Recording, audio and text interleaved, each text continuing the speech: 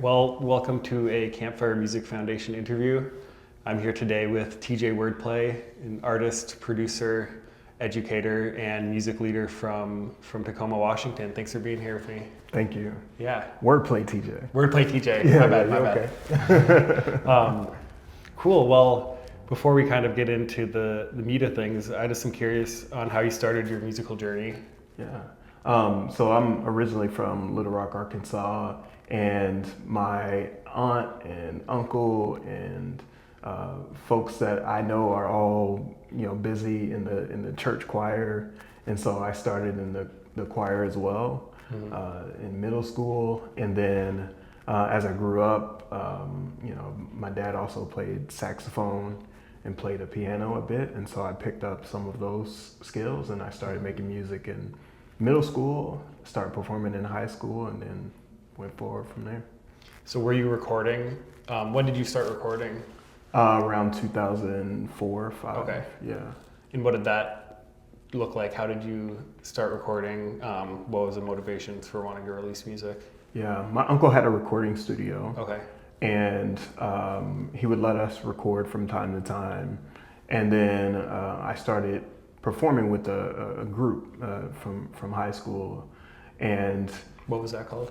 They were called the Caliber Squad. Okay, there we go. We were really into making of the band. Yeah. You remember that? And we were into that show and just kind of like... Wait, what show? Making of the Band. Okay. I think there's a little bit. The reality show. Okay. Where a bunch of musicians from New York signed to Bad Boy Records, and so it was a big deal at that time while we were in high school, and so we modeled our work after that, or just kind of the putting the artists together after that, and so we're a pretty dynamic group, and then the group split apart, and I started recording with my uncle solo. Okay. Yeah.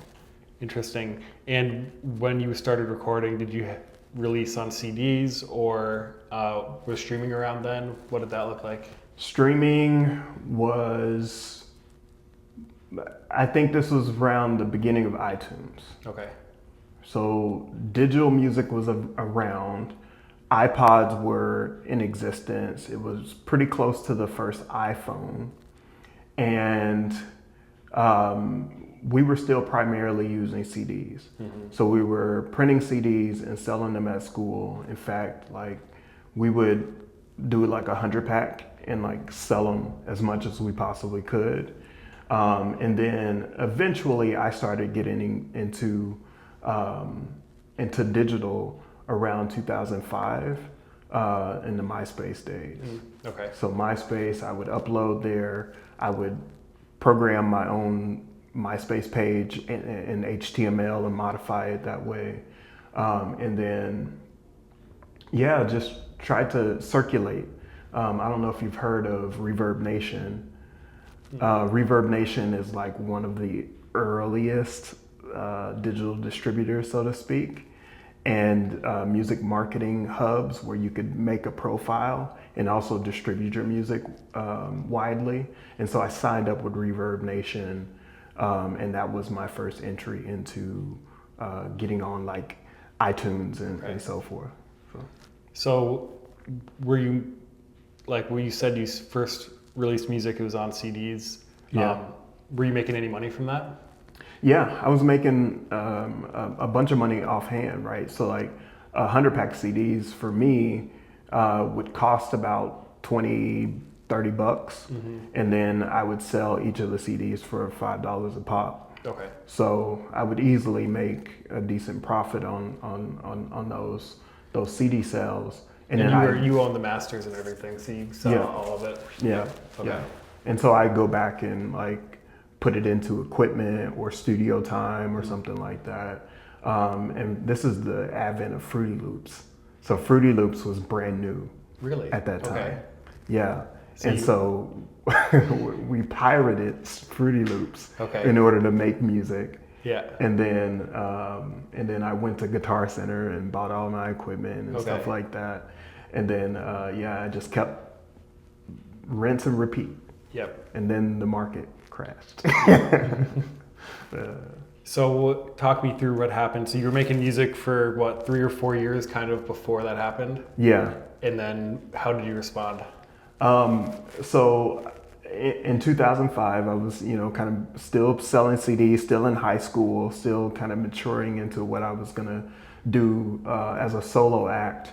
And as soon as it crashed, I knew I needed to pivot. I had already been on places like MySpace and already started some work in digital distribution. And so what I would do is, these are some of the earlier days where you could use social media to really get attention on your work. And a post would reach thousands of people, not just hundreds of people. So I would on MySpace, I would add all my friends.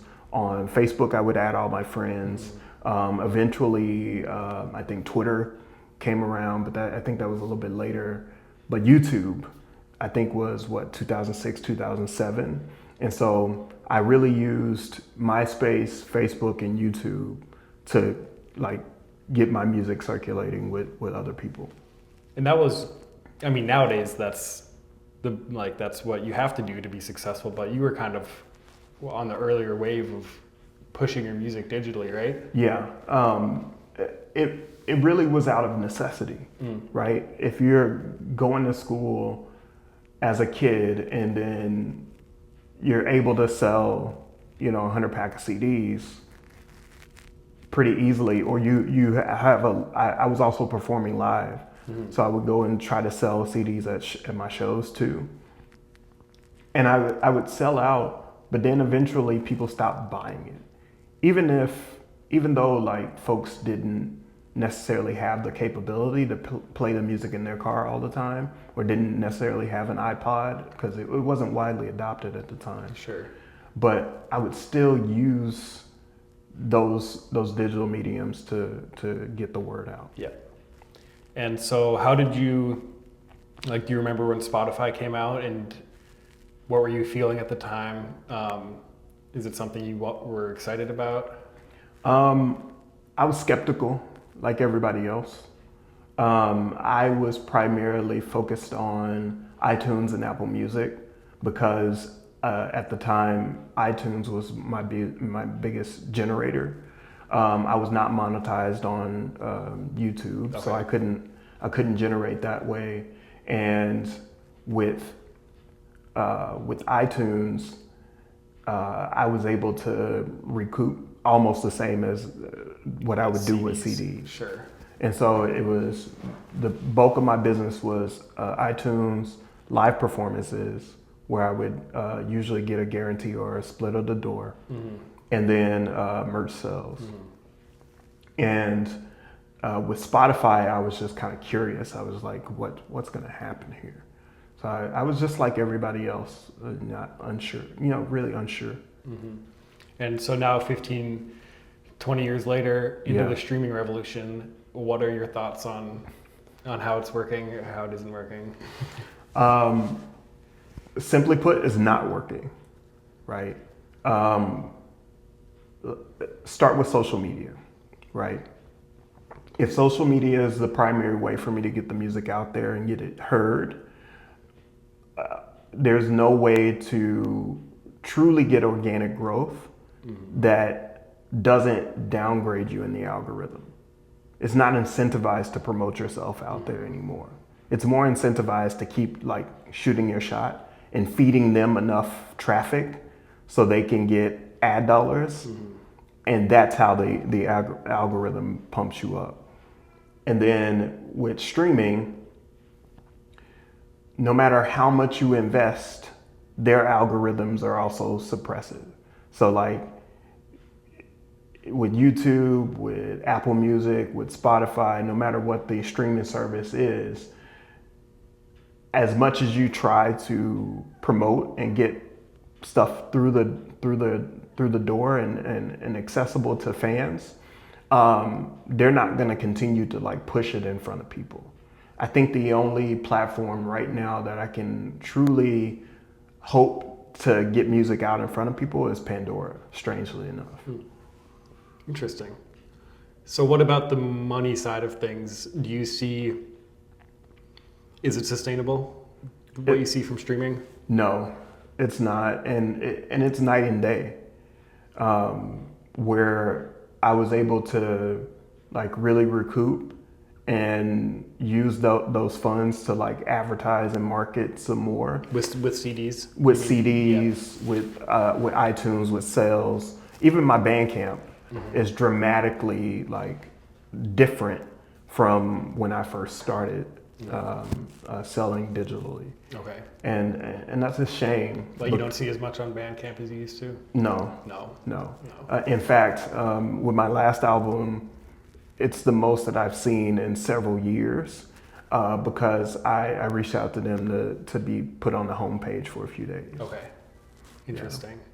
But so what do you see with Spotify? Like a couple $100 a quarter, maybe?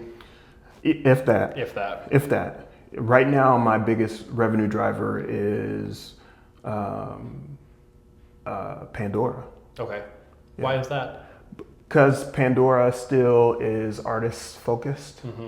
They're still artist centric, even though the CEO has moved on, even though they're not streaming in multiple places across the world. They're only US based right now.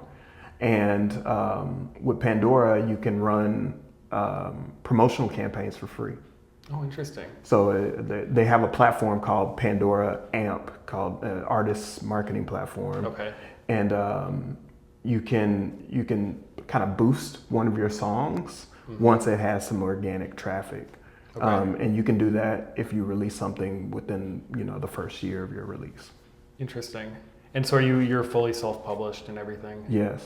How do you navigate that? Do you use a partner or do you do it yourself? Primarily, my distribution is DistroKid, and my publishing is ASCAP, and I have a publishing home base through my independent label On the Map Music Group. Okay.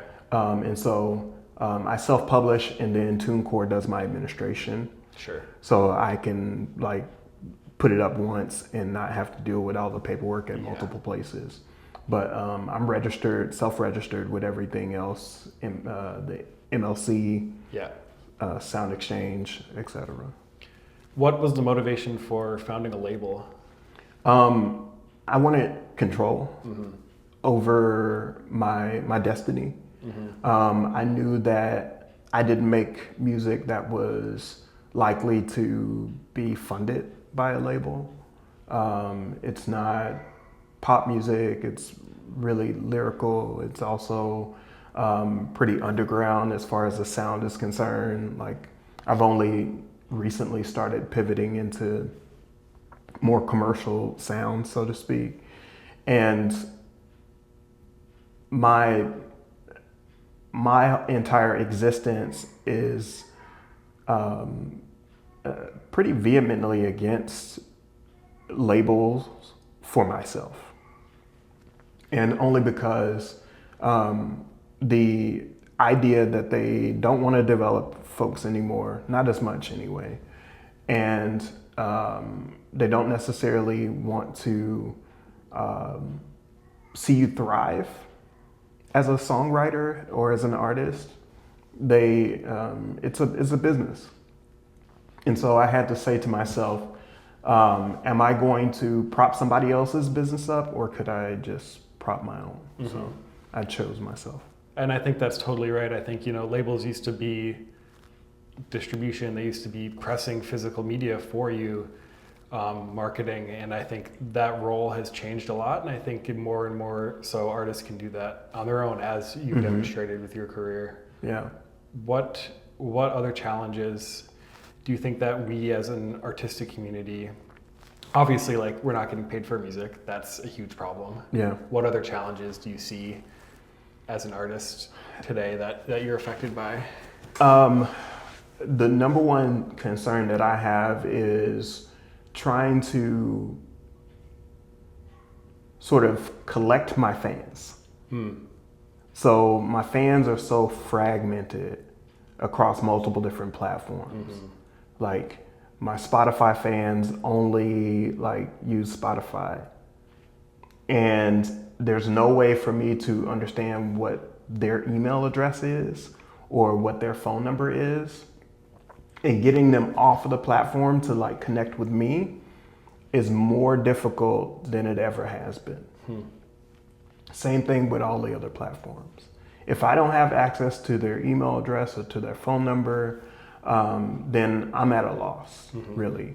Well, and what's ironic is that they have that information and they're selling it. Exactly. Yeah. Exactly. And so they're wanting you to bring them traffic so they can have the people's data, but don't want to share it with you as an artist. And I feel like that's a really unfortunate reality. Yep. And no matter how much credit I can give to some of the platforms that are more favorable to artists, they also don't give that data.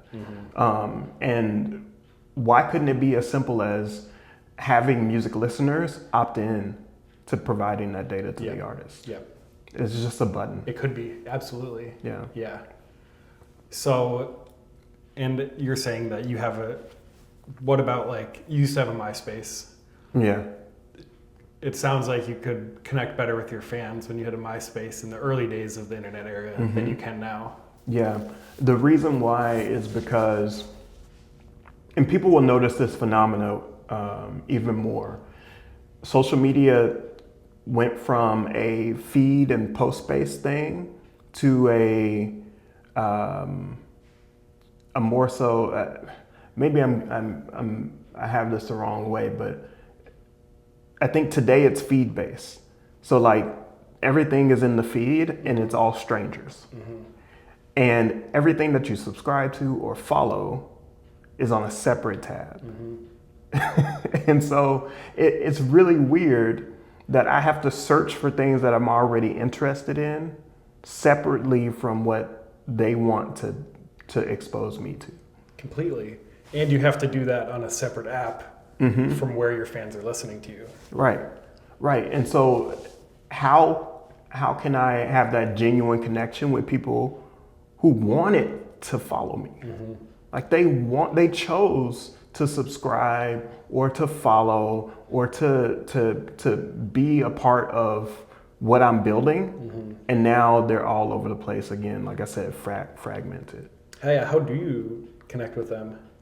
I've started to use advertising to get them on my mail list, which is really sad that I have to like pay for it now, because I used to just be able to send out a link and they'll all see the post and like 5 or 6 people will sign up. And that's not the case anymore. And so now I have to use Facebook and Instagram ads to sort of say, hey, if you like me, can you sign up to this list? And I have to do that globally. In any country that has people that listen to my music, if they've checked me out within the last year or so, I can send a targeted ad to them directly, which is but it's expensive. And it's not like you get their email or anything. I do get their email, but it costs. It costs a lot, like $2. Every per time. Email. Yeah. Wow. So if you were to list like your top 3 issues with the current state of music streaming, what would it be? I would say being able to access fans and have a portion of that data, or have fans opt into that data. I would say being able to interact with fans in a very organic way, encourage them to like come out to a show, know where they live geographically, know what they're interested in, what songs they favor, what songs they don't favor, so I can kind of lean into making more of what they're interested in. And the last piece is the royalties. I feel like I should be able to go to Spotify and negotiate just like the major labels can.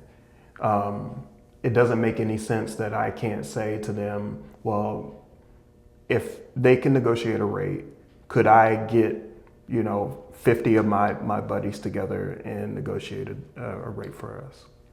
Never. No. And They wouldn't even take the meeting. No. Yeah. And what would you like to see outside of streaming? What other ways do you feel like your labor might be undervalued? Live performances, specifically in hip hop. So I'll kind of share what my experience is trying to book shows as a hip hop artist. For one, because I don't pick up an instrument, my music is already sort of undervalued by certain individuals within the culture of music listeners. It's very strange that, you know, I can say that I'm a hip hop artist to a stranger, and the first thing they say to me is, "What do you play?"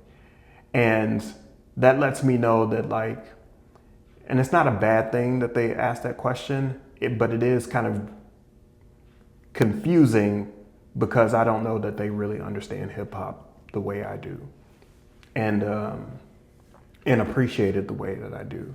And so I would hope that when it comes to live performances, we can have more exposure as hip hop and not be treated as if we're going to like promote negative things towards the venue. There are certain examples of negative things happening at venues and live shows, and I'm really not happy that those things occur. But I also know that hip hop is a lot larger than the sort of negative parts of our culture, and unfortunately, the same way that the news paints things, that's the only thing that people are exposed to. And so oftentimes venues are like kind of standoffish about booking hip hop, and that's what I would like to see change.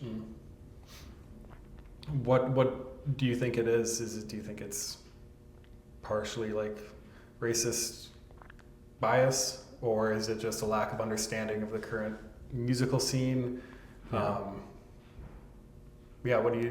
Why do you think that is? I think there's a little bit of bias there. I think there's a bias in a couple ways, right? So there's the racial and cultural bias, but there's also like confirmation bias, where like some venue will pick the wrong people to come and like do a show, and then they're like, "Oh, I told you they were gonna bring this nonsense here," and in reality they just booked a bad act. Yeah, exactly. Yeah. And so my thing is that in order to like book hip hop, you should try to go and understand hip hop, right? Understand that there are a lot of acts out here that are like me, that are trying to promote positive things, that are trying to like just tell stories, even if my stories are like about the hardships that I experience, or even if my stories are about selling this or doing this, you know what I mean? As long as I'm not harming anybody, I should be able to tell that story and not bring sort of negative energy into the space. And so I would hope that there are hip hop communities in cities across the nation, and I would hope that venue owners would go out and like kind of dive into those communities for a second, get to know some people, and trust that we're gonna bring people in and entertain. We're talking a lot about the issues within the current music ecosystem. What is working for you nowadays, and what do you think specifically technologically wise, like the current landscape enables you to do differently? Although I do have some concerns about social media in some ways, I don't feel like my music would be as heard if I didn't have it. I still am a big advocate for YouTube. YouTube seems to be somewhere where I'm number one. It's the second largest search engine. It's Google based. Most people are going to try to find you on YouTube, and that's not really advertised as well as I think it should be. People immediately in their heads sometimes go to Spotify and Apple Music and not think of YouTube as a streaming platform in the same way. And so for YouTube, I just believe that using their newest features, using live streaming, using shorts, Yep. is a way to like kind of crack through that cycle of like having to pick what works within the algorithm. Because you've had a YouTube channel for 15 years, right? Yeah, for quite a long time, and because I've had it for so long, I've been able to kind of work out different ways to send the message out. My YouTube right now got a lot of traction from me teaching people about the business during COVID. And then I was like, wait, I've been doing this so long that I've forgotten to like focus on making songs. And so I would just like make an album every 2 years, and I feel like my output was being sacrificed by giving back. And now that most of those lessons are out there for people to absorb, I don't have to, continue to put that out. I can focus on music.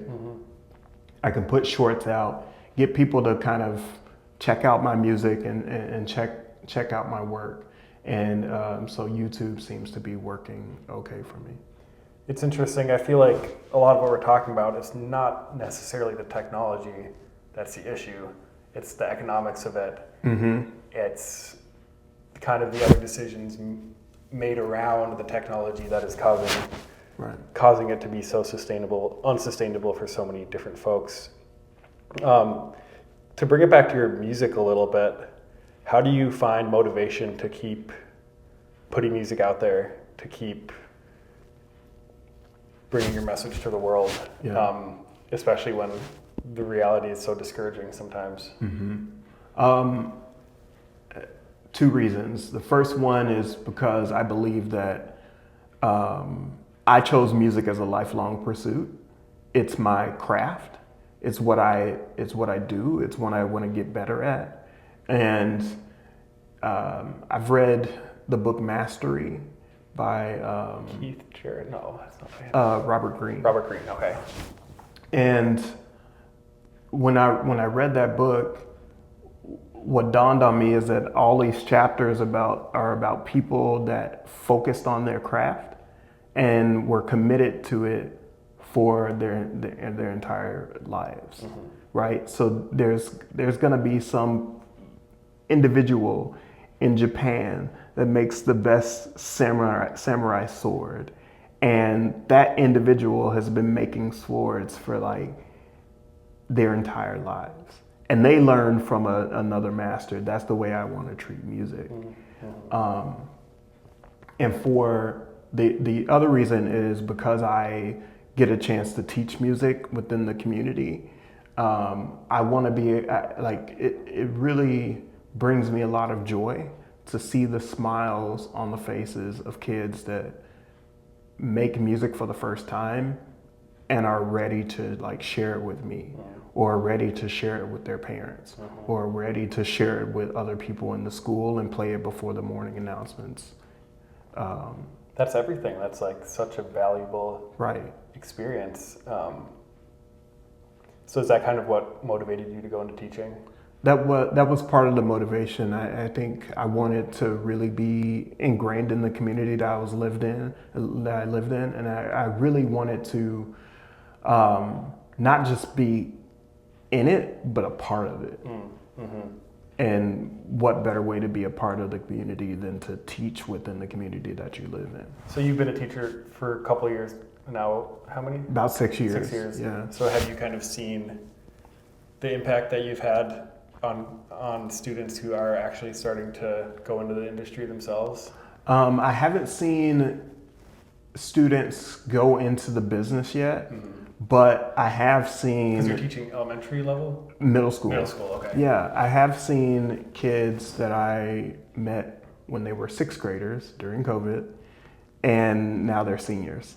Okay. And they're getting ready to go into schools, and they're telling me, hey, I'm signed up to go to this university, and I'm going to a HBCU, and I'm about to study this, or I want to do this. You know, they're telling me in 8th grade that they want to kind of pursue, I teach computer science and music production. So they're telling me they want to like be an engineer, or they're telling me that they're wanting to make video games, but be able to add the music to their video games and be a developer, right? The guy that did Stardew Valley is from Washington. And so I tell them all the time, it's like, you could do that. Yeah. You can do it from start to finish the same way that he did.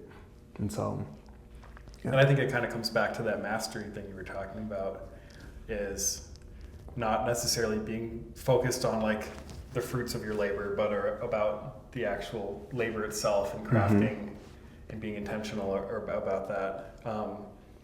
What other lessons do you think music can teach us? What lessons do you take from music on a daily basis or just in general? I think right now we need to understand that music is a universal story. Being a part of groups like UMA,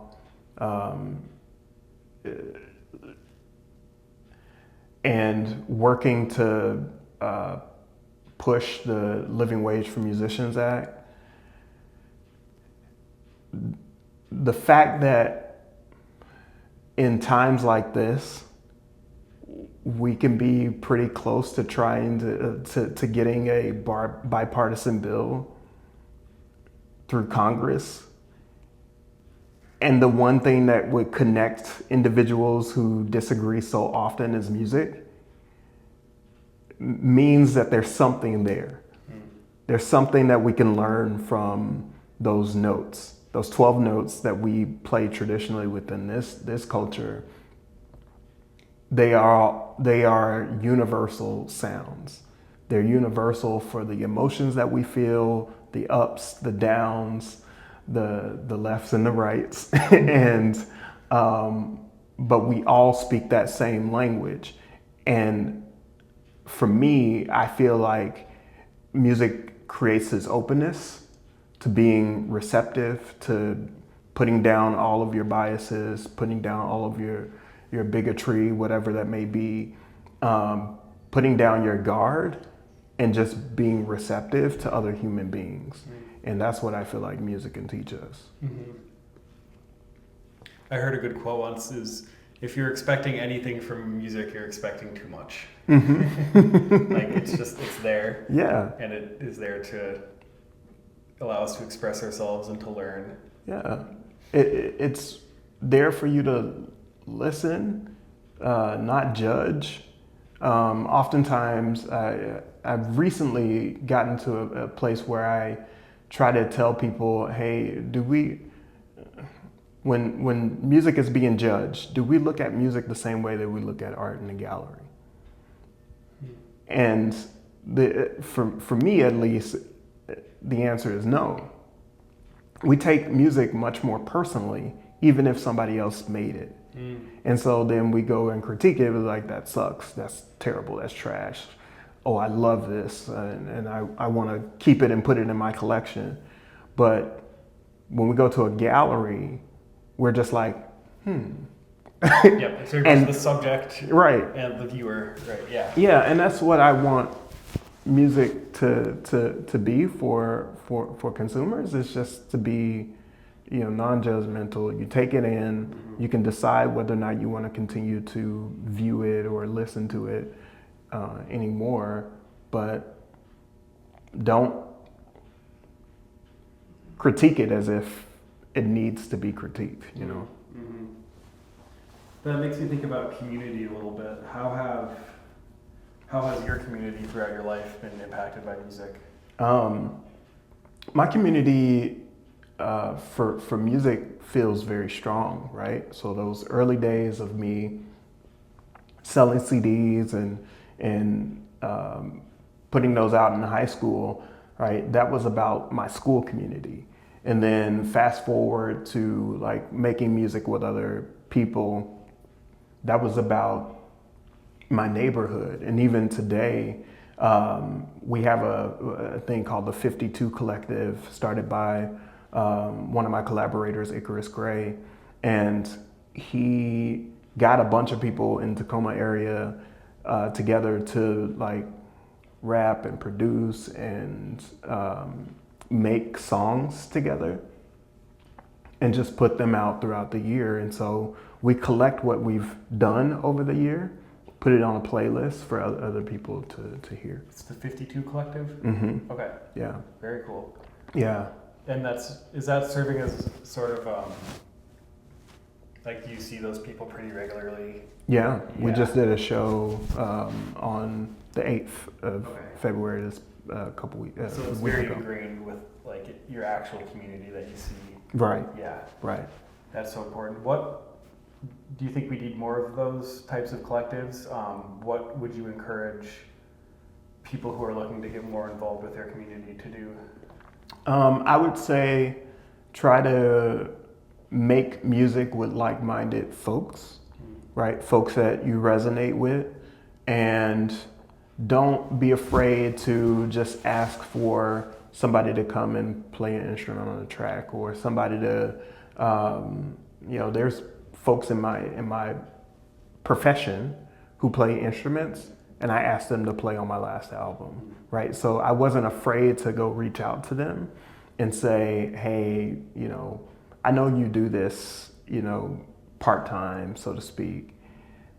Will you come and like play your guitar, play the Rhodes on this hip hop record? And once you start getting out there and connecting with people, oftentimes those people will reach back out to you and say, well, I have this opportunity, do you want to come do this show? Yep. Or I have this show coming up, do you want to come and just attend? Mm-hmm. Like being a part of the networking circle is important. I think it's interesting how music literally is the sounds of the relationships that we have, right? Mm-hmm. Mm-hmm. It's the sounds of the people we know. I'm curious, so I feel like many artists at some point in their careers go through a period of discouragement or kind of questioning why they're doing it or what keeps them going. Have you ever been at that point? And if so, what's your driving factor to kind of push through that discouragement? Yeah. I'm there less often than I ever have been, but it still pops up. Mm-hmm. Sometimes I question, am I too old to be doing hip hop? Sometimes I question, will I ever break through to a large enough audience to sustain making it and build a team around what I'm doing? And for me, it always comes back to that mastery thing, right? Like, this is a lifelong pursuit. Whether I'm making $1,000 or $100,000 from it, I want to continue pursuing it. Mm-hmm. And as long as I keep that tunnel vision, and I'm pleased with what I make, and I'm happy creating in the process, all the other outcomes are outside of my hands, outside of my control, and I'm not really worried about it. So I just feel as if I should just not worry about that stuff and just let go and create. Well, and I think that's kind of where having a community is so important, is because you might feel discouraged. It's a lot easier to feel discouraged by yourself in wherever you live than it is to be with like-minded people who probably have also felt that discouragement at some point too. Right. Yeah. Right. It brings a lot of life back into you when you go see a show, or when you go participate in a performance like the 52 Collective just had. Like it was in a small coffee shop down in Olympia, south of Tacoma, and it's no really as wide as this room is, but like twice the length. Okay. And there were people from the door all the way back to the restroom in the back. Really? Yeah. Nice. And that's the type of energy that you want in the room. Totally. And that's the type of energy that will sustain you. Every once in a while, I get an opportunity to open up for somebody. I opened up for Andre Nicotina, who's from the Bay Area. I'm not familiar, but independent artist that's been doing it for a long time, from the Bay. And he came up here to do a show. I got a chance to open up for him, and I made an impression on that audience. And so making an impression on that audience meant that I got to collect a few more fans. I got a few more people signed up to my mail list, and so I'm ready to like savor that moment for a second, celebrate it, but then jump to whatever the next moment may be. Kind of wrapping up here, where do our priorities need to be as a music community? I believe it is getting together to try and push things like Living Wage for Musicians Act. I believe it is fighting for a way to collect our fans and kind of share the data that we have from our fan base. I believe networking is a part of that. And then I also believe that finding a way to make a living from your music independently is also probably the best move for most people. Yep. And it's hard, like I support this work with Campfire, needing to have other jobs. I think a lot of musicians at some point will need to have another job. And I think that can be discouraging sometimes in a sense. But also it's how you're supporting your music, and that's, like you're saying, the mastery aspect of it. It's like that's what we're here doing. Yeah. Cool. Well, do you have any closing thoughts? I would say for all those musicians out there, continue to work on your craft, continue to trust the process, continue to reach out to other people to make more music. Go check out anything that I make, WordPlay T on all platforms, and open yourself up. Yeah. Cool. Well, thank you, man. Thank you. Yeah, appreciate it. That was great. Yeah.